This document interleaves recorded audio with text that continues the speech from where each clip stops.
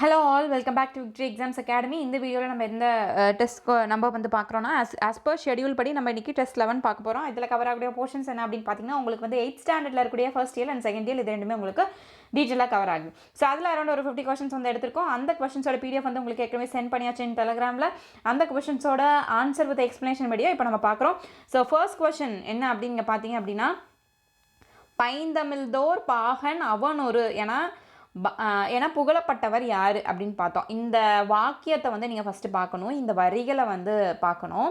அதாவது இது வந்து என்ன அப்படின்னா, பைந்தமிழ்தோர் பாகன் அவனொரு, செந்தமிழ் தேனி சிந்துக்கு தந்தை குவிக்கும் கவிதைக்கும் குயிலின் நாட்டினை கவிழுக்கும் பகையை கவிழுக்கும் கவி முரசு அப்படிங்கிற அந்த வரிகள் வந்து யாரால் பாடப்பட்டுச்சு அப்படின்னு பார்த்தோம்னா பாரதிதாசனால் பாடப்பட்டுச்சு. ஸோ இந்த பாரதிதாசன் பாடின இந்த நூல், இதில் வந்து உங்களுக்கு 2 டேட்டாஸ் தெளிவாக நீங்கள் தெரிஞ்சுக்கணும்.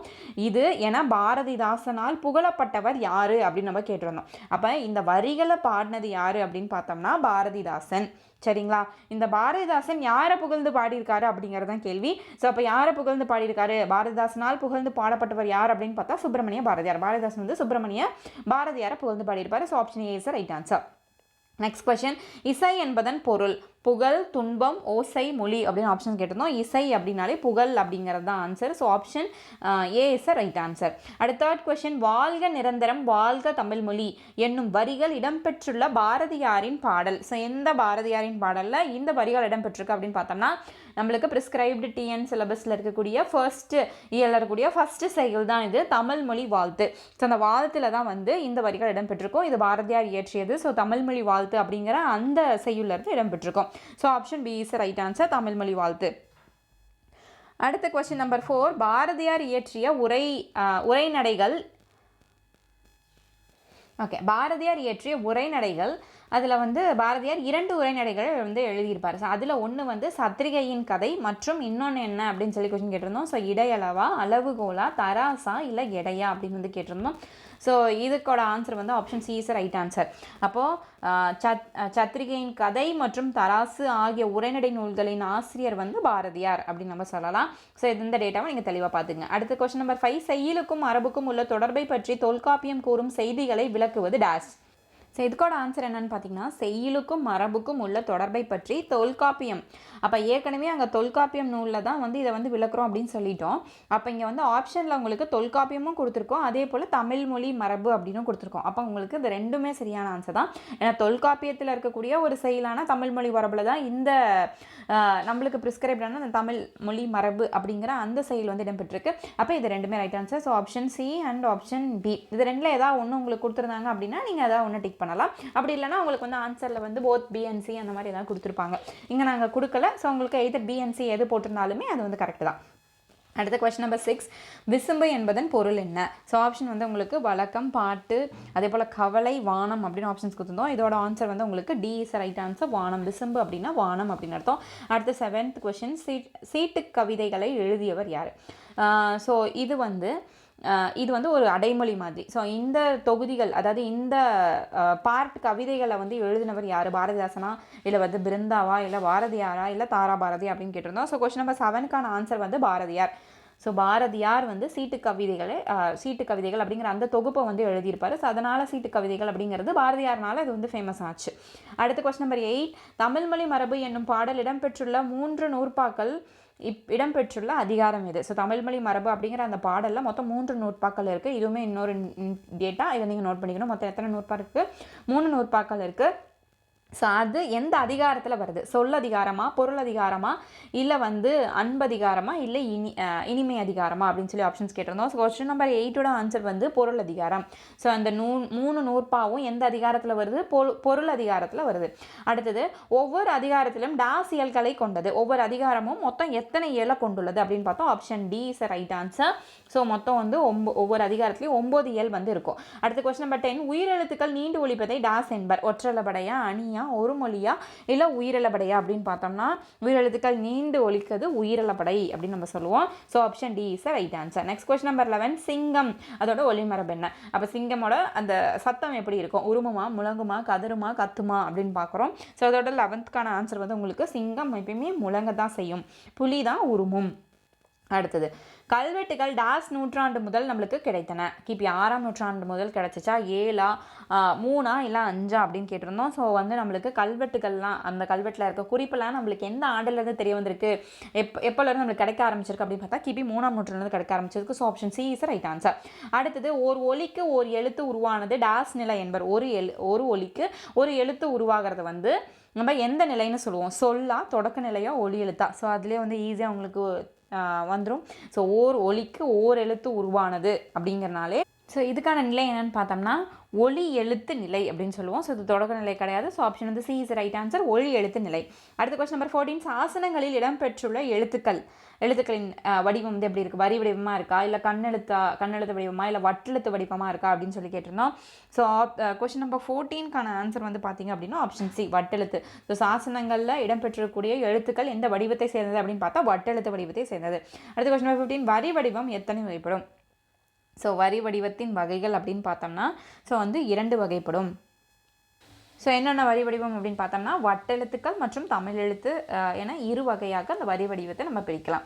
சரிங்களா? அடுத்த கொஸ்டின் நம்பர் 16, சூழ்களி என்பதன் பொருள். ஸோ ஆப்ஷன் ஏ சூழ்ந்துள்ள இருள், சூழ்ந்துள்ள இருள், அடுத்து துன்ப இருள், அடுத்து துன்பம் அப்படின்னு. So option A and B வந்து ரெண்டுமே ஒரே சேமாக தான் வந்து கொடுத்துருக்கோம். ஸோ கொஸ்டின் நம்பர் 16க்கு வந்து ஆன்சர் வந்து சூழ்ந்துள்ள இருள், இதுதான் வந்து ஆன்சர்ஸ். இது ரெண்டுமே வந்து உங்களுக்கு ஆப்ஷன் ஏ அண்ட் பியுமே நாங்கள் வந்து சூழ்ந்துள்ள இருள் தான் கொடுத்துருக்கோம். ஸோ ஏ அண்ட் பி இது ரெண்டுமே ஆன்சர் தான். அடுத்த கொஸ்டின் நம்பர் 17, பாரதியார் தொடங்கி நடத்திய இதழ். ஸோ பாரதியார் நடத்திய இதழின் பெயர் என்ன? இந்தியா டுடேவா, இந்தியாவா, இந்தியனா, நாடா? So option B is right answer, India. Bharathiyar தொடங்கி நடத்திய இதழ் அப்படின்னு பார்த்தா இந்தியா. அடுத்து இருதிணை நம்ம வந்து பிரித்தெழுத சொல்கிறாங்க. ஸோ இதோட ஆன்சர் என்னன்னு பார்த்தோன்னா இதை நம்ம பிரித்து எழுதும். ஸோ இதோட ஆன்சர் என்னென்னு பார்த்தீங்கன்னா 2 கூட்டல் திணை. அது 18க்கான ஆன்சர். அது கொஸ்டின் நம்பர் 19, முள்ளம்பன்றியின் பழம்பெயர் என்ன அப்படின்னு கேட்டிருந்தோம். ஸோ எய்ப்பன்றி, அதே போல் முள்ளம்பன்றி. ஸோ இதோட ஆன்சர் வந்து பார்த்தீங்கன்னா B is right answer. So question number 19க்கு பார்த்தீங்கன்னா எய்ப்பன்றி, ஏய் வராது, ஸோ குரில் தான் வரும், எய்ப்பன்றி. அடுத்தது, ஆயுத எழுத்துக்கள் பிறக்கும் இடம் மார்பா, கழுத்தா, தலையா, மூக்கா அப்படின்னு சொல்லி கேட்டிருந்தோம். கொஸ்டின் நம்பர் 20க்கு சி இஸ் ரைட் ஆன்சர், ஆயுத எழுத்துக்கள் பிறக்கும் இடம் தலை. அடுத்து, தமிழ் எழுத்துக்கள் சீர்திருத்த பணியில் ஈடுபட்டவர் பாரதிதாசன், காக்கைப்பாடினார், பெரியாரா, வஉசி அப்படின்னு சொல்லி கேட்டிருந்தோம். ஸோ 21க்கு வந்து Periyar is right answer. So Tamil எழுத்து சீர்திருத்த பணியில் ஈடுபட்டவர் வந்து ஈவேரா, பெரியார். அடுத்தது, ஒலியன் என்பதற்கு இணையான ஆங்கில சொல் என்ன? வவ்வலா, லெக்சிகோகிராஃபியா, ஃபோனிமா, எஃபிகிராஃபியா அப்படின்னு கேட்டிருந்தோம். ஸோ கொஸ்டின் நம்பர் 22க்கு பார்த்தீங்க அப்படின்னா C is right answer. So ஒலியன் அப்படின்னா ஃபோனீம் அப்படின்னு நம்ம சொல்லலாம். ஸோ 22க்கு வந்து உங்களுக்கு சி இஸ் ரைட் ஆன்சர். அடுத்த கொஸ்டின் நம்பர் 23, இதழ்களை குவிப்பதால் பிறக்கும் எழுத்துக்கள். எந்தெந்த எழுத்துக்கள் வந்து நம்ம 2 இதழை குவிக்கும் போது பிறக்கும் அப்படின்னு சொல்லி கேட்டிருந்தோம். கொஸ்டின் நம்பர் 23க்கு பி இஸ் ரைட் ஆன்சர், ஊ. இப்போ நீங்கள் சொல்லும் போதே அது வந்து உங்களுக்கு 2 இதழ்களுமே வந்து உங்களுக்கு குவியும். அடுத்து கொஸ்டின் நம்பர் 24, மரபு சொற்களை தேர்க. பூ வந்து நம்ம கொய்யணுமா இல்லை பறிக்கணுமா அப்படின்னு சொல்லி கேட்டிருந்தோம். ஸோ ஆன்சருக்கு வந்து இது என்னென்னா கொய்ங்கிறது தான் ஆன்சர். அடுத்தது கொஸ்டின் நம்பர் 25, மக்கள் வாழும் நிலப்பகுதியை குறிக்கும் சொல். கடல், வைப்பு, பறவை, ஆலி அப்படின்னு சொல்லி ஆப்ஷன் கேட்டிருந்தோம். ஸோ 25க்கு வந்து பி இஸ் ரைட் ஆன்சர், மக்கள் வாழும் நிலப்பகுதியை குறிக்கும் சொல் வைப்பு. அடுத்து இதோட இயல் 1 முடிஞ்சு இயல் 2 பார்ப்போம். ஸ்டாண்டர்ட் 8லேயே அரங்கசாமி என்ற பதிவு பெயர் பெற்றவர் யார்? ஸோ இதில் நீங்கள் தெளிவாக தெரிஞ்சுக்க வேண்டியது 2 விஷயம். இந்த 2 விஷயத்தில் நம்ம ஃபஸ்ட்டு எதை பார்ப்போம் அப்படின்னா, ஸோ அரங்கசாமி அப்படிங்கிறது யாரோட ஃபஸ்ட்டு துணை பெயராக இருக்கட்டும், இல்லை வந்து பதிவு பெயராக இருக்கட்டும், இந்த மாதிரி பெயர்கள் வந்து நிறைய அவருக்கு வந்து இருக்கும். ஸோ அப்போ அதில் எது பதிவு பெயர், எது வந்து அவரோட சிறப்பு பெயர் அப்படிங்கிறது நீங்கள் தெரிஞ்சு. ஸோ இதில் என்ன அப்படின்னு பார்த்தோம்னா, அரங்கசாமி அப்படிங்கிறது வாணிதாசனோட பதிவு பெயர். அப்போ எந்திராசுலு அப்படிங்கிறது என்ன அப்படின்னு பார்த்தோம், அவரோட இயற்பெயர். சரிங்களா? இது 2யும் கன்ஃபியூஸ் பண்ணிடக்கூடாது. அப்புறம் அவரோட பட்டமா இல்லை ஒரு சிறப்பு பெயராக நம்ம சொல்கிறது வந்து கவிஞரேறு அப்படின்னு சொல்கிறதும் வாணிதாசன் தான். அப்போ 3 இதை ஞாபகம் வச்சுக்கணும். அரங்கசாமி அப்படிங்கிறது பதிவு பெயர், எந்திராசுலு அப்படிங்கிறது அவரோட இயற்பெயர், கவிஞரேறு அப்படிங்கிறது அவரோட ஒரு பட்டம், அவருக்கு கிடைச்ச பட்டம் மாதிரி, இல்லை வந்து அவரோட புனை பெயரும் நம்ம சொல்லிக்கலாம். அடுத்தது, ஸோ அப்போ அரங்கசாமி என்ற பதிவு பெயர் பெற்றவர் யாருக்கு அரங்கசாமி அப்படிங்கிற பதிவு பெயர் பெற்றுச்சு? வாணிதாசனுக்கு தானே. So option B is right answer. 26க்கு வந்து ஆப்ஷன் பி. அடுத்தது 27th கொஸ்டின், வாணிதாசனின் இயற்பெயர் என்ன? இப்போ தான் சொன்னோம், வாணிதாசனோட இயற்பெயர் வந்து Ethirajulu. So option C is right answer. அடுத்து, ஓடை என்னும் பாடல் எந்நூலில் உள்ளது? கொடிமுல்லை, எழிலோவியம், சிகரம், தொடுவானம். ஸோ இது 28th கொஸ்டினுக்கான ஆன்சர் வந்து option D is right answer. தொடுவானம் அப்படிங்கிற அந்த தலைப்பின் கீழே தான் இந்த ஓடை அப்படிங்கிற அந்த பாடல் வந்து வருது. தொடுவானம் அப்படிங்கிற நூலில் தான் வந்து இந்த ஓடை வந்து நம்மளுக்கு எடுத்திருக்காங்க. அடுத்தது, வாணிதாசனுக்கு செவாலியர் விருது வழங்கிய அரசு எது? தமிழக அரசா, ஐரோப்பிய அரசா, பிரெஞ்சு அரசா அல்லது ஆங்கிலேய அரசா அப்படின்னு சொல்லி கேட்டிருந்தோம். ஸோ வாணிதாசனுக்கு செவாலியர் விருது வழங்கிய அரசு பிரெஞ்சு அரசு. So option C is right answer. அடுத்த question number 30. So question number 30, Bharathidasan அழகின் சிரிப்பை அதே போல் பின்பற்றி எழிலோவியம் என்னும் கவிதையை இயற்றியவர்.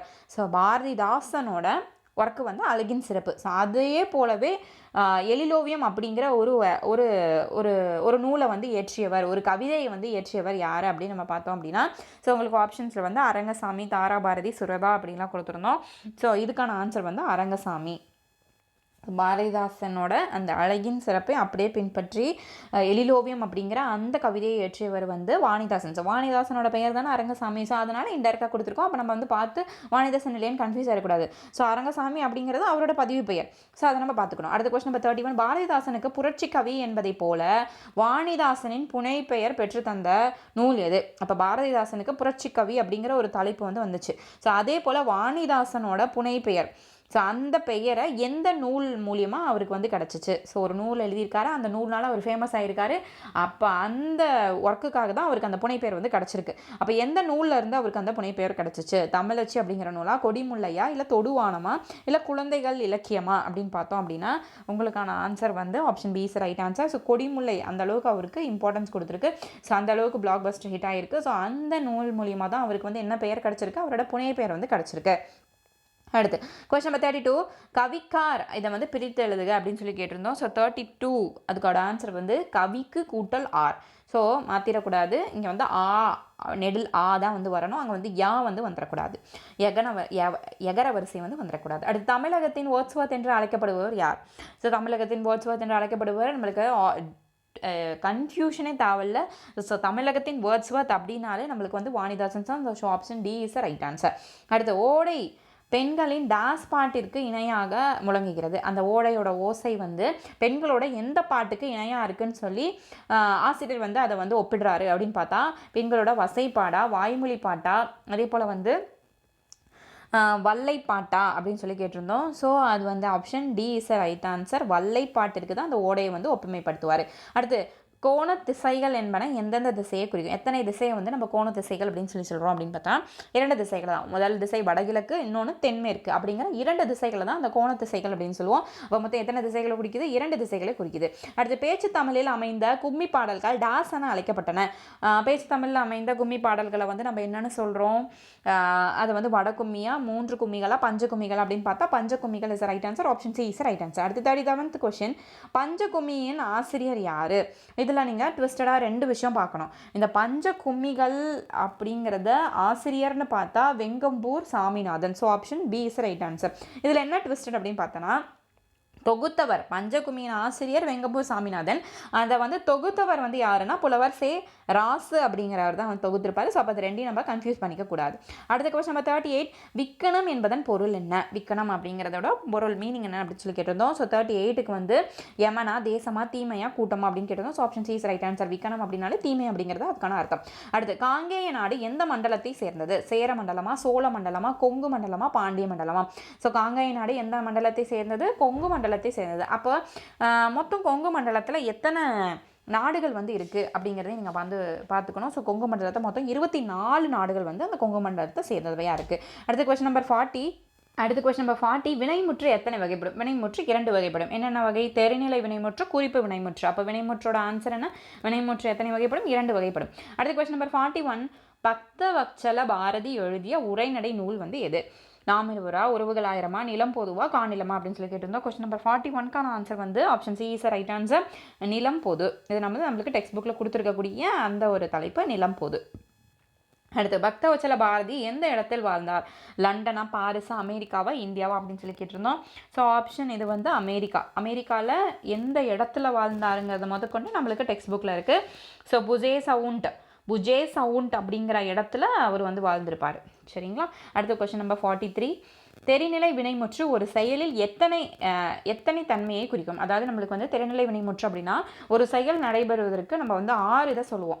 தெரிநிலை வினைமுற்று நம்ம என்னென்ன பார்ப்போம் அப்படின்னு பார்த்தா, செய்பவன் யார், அதில் கருவி என்ன, நிலம் என்ன, செயல், காலம், செய்பொருள் அப்படிங்கிற அந்த 6ஐயும் நம்ம பார்க்குறது தெரிநிலை வினைமுற்று. அதே போல் குறிப்பு வினைமுற்று நம்ம என்னென்ன பார்ப்போம், பொருள், இடம், காலம், சினை, குணம், தொழில் அப்படிங்கிறது குறிப்பால் உணர்த்துறது. அதனால் அந்த 6ஐயும் நம்ம குறிப்பில் சொல்லுவோம். அப்போ திறநிலை வினைமுற்று மொத்தம் எத்தனை இதை ஃபோக்கஸ் பண்ணுது அப்படின்னு பார்த்தோம்னா 6 இது. ஸோ இதோட ஆன்சர் வந்து 6. அடுத்த கொஸ்டின் நம்பர் 44. சேகரம் என்பதன் பொருள் என்ன? ஸோ சேகரம் அப்படிங்கிறதோட பொருள் வந்து என்ன அப்படின்னு பார்த்தா option B is right answer. கூட்டம். சேகரம் அப்படின்னு என்ன சொல்லலாம், கூட்டம் அப்படின்னு சொல்லலாம். அடுத்து கொண்டான் எச்சொல்லின் வேர்ச்சொல் எது? ஸோ கொஷின் நம்பர் 45க்கு வந்து option B is right answer. கொல் அப்படிங்கிறது தான் அந்த கொண்டானோட வேர்ச்சொல். So option B is right answer. அடுத்து காடர்கள் தாங்கள் பேசும் மொழி. அந்த காடர்கள் நம்ம பார்த்தோம் இல்லையா, அதில் எந்த மொழியை வந்து அந்த காடர்கள் வந்து பேசுவாங்க? உருதா, சமஸ்கிருதமா, இல்லை ஆளலப்புமா, இல்லை சலப்பும் இப்படிங்கிற அந்த மொழி வந்து கொடுத்துருக்காங்க. ஸோ அவங்க பேசுனது, காடர்கள் பேசின மொழி என்ன அப்படிங்கிறதான் கேள்வி. ஸோ வந்து ஆளலப்பு அப்படிங்கிறது தான் answer. So option C is right answer. 46th கொஸ்டினுக்கு. அடுத்து 47th கொஸ்டின். காலத்தை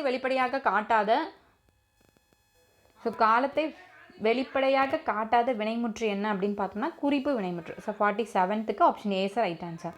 அடுத்தது 48க்கான கொஷின்.